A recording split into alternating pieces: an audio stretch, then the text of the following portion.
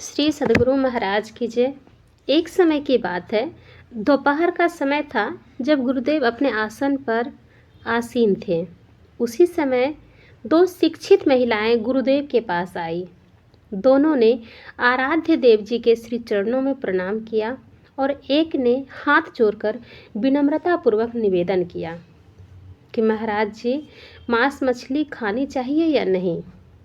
इतना सुनकर गुरुदेव गंभीर अर्थों से युक्त वाणी बोले और बोले देखिए, जब संसार में कुछ खाने को ना मिले तब खानी चाहिए।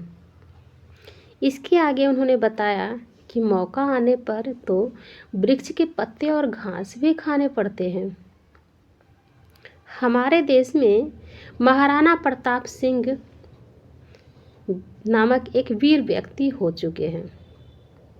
समय के फेर से ये सम्राट अकबर से हार कर जंगल में चले गए और वहीं छिपकर रहने लगे।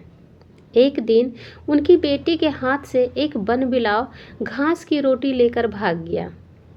यह जानकर महाराणा प्रताप को बहुत दुख हुआ। वे अकबर की अधीनता स्वीकार करने की बात मन में सोचने लगे। इस आशय का एक पत्र भी उन्होंने अकबर के पास प्रेषित कर दिया।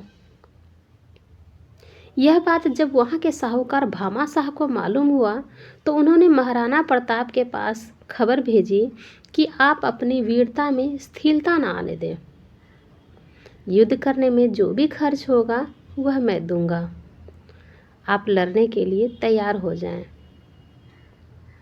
उन्हीं का धन लेकर महाराणा प्रताप ने सेना और युद्ध सामग्री की व्यवस्था की और अकबर के दांत खट्टे किए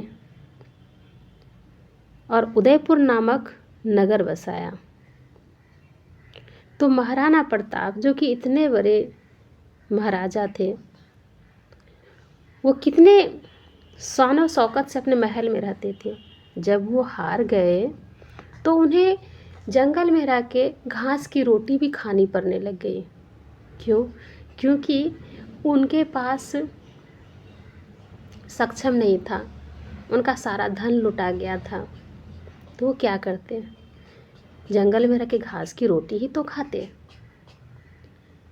तो हमें भी अगर हमारे पास धन ना हो या फिर संसार में कुछ खाने की वस्तु ना मिले, तब तो हमें घास पात हमें भी खानी पड़ेगी, मांस मछली भी खाना पड़ता है।